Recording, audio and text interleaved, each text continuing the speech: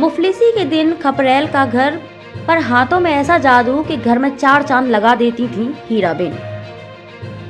जीवन के संघर्ष को हराते हुए हीराबेन ने सपना भी देखा, वो था घर को सुंदर बनाने का ख्वाब। पीएम मोदी ने मां के जन्मदिन पर मां शीर्षक से एक ब्लॉग लिखा था। उन्होंने ब्लॉग में मां हीराबेन से जुड़े कई किस्सों का जिक्र किया।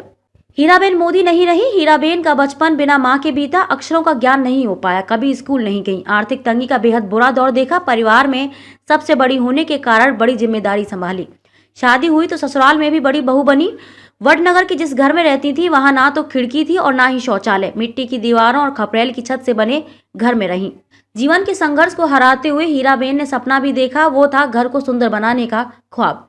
पीएम मोदी ने मां के जन्मदिन पर मां शीर्षक से एक ब्लॉग लिखा था, जिसमें उन्होंने ब्लॉग में मां हीराबेन से जुड़े कई किस्सों का जिक्र किया।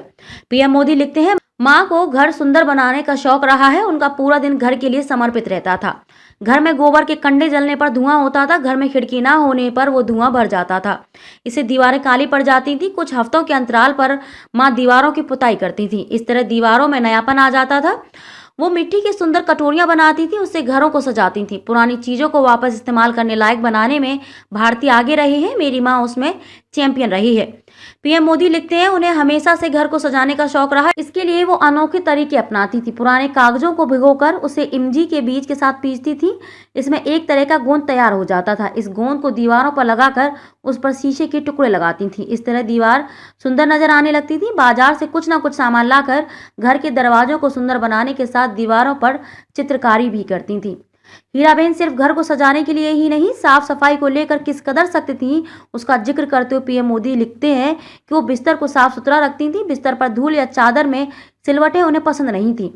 जरा ही सिलवट दिखने पर उसे झाड़कर बहुत करीने से बिछाती थी। हम सभी माँ की उस आदत का ध्यान रखते हैं। आमतौर पर 70 से 80 साल के ज्यादातर लोग थकने लगते हैं और दैनिक दिनचर्या से जुड़े काम करने में असमर्थ हो जाते हैं, लेकिन हीराबेन के साथ ऐसा नहीं था। पीएम मोदी लिखते हैं, वो अपने कामों के लिए कभी दूसरों पर निर्भर नहीं रही। उन्हें हर चीज में परफेक्शन पसंद था। जब भी मैं गांधीनगर जाता हूँ तो वो मुझे अपने हाथ से मिठाई खिलाती, उसके बाद रूमाल से मुंह जरूर पोंछती हैं। इसके लिए वो साड़ी में हमेशा से एक रूमाल या छोटा तौलिया खोस कर रखती थी। पीएम मोदी लिखते हैं, उन्होंने हमेशा से साफ सफाई को अपनी प्राथमिकता बनाया और उन्हें बहुत मान दिया जो साफ सफाई के काम करते हैं। हमारे वडनगर वाले घर के पास नाली की सफाई के लिए एक सफाई कर्मी आता था तो माँ उसे बिना चाय पिलाए नहीं जाने देती थी। धीरे धीरे सफाई कर्मी इस बात को समझ गए कि काम करने के बाद अगर चाय पीनी है तो वे हमारे घर में ही मिल सकती है।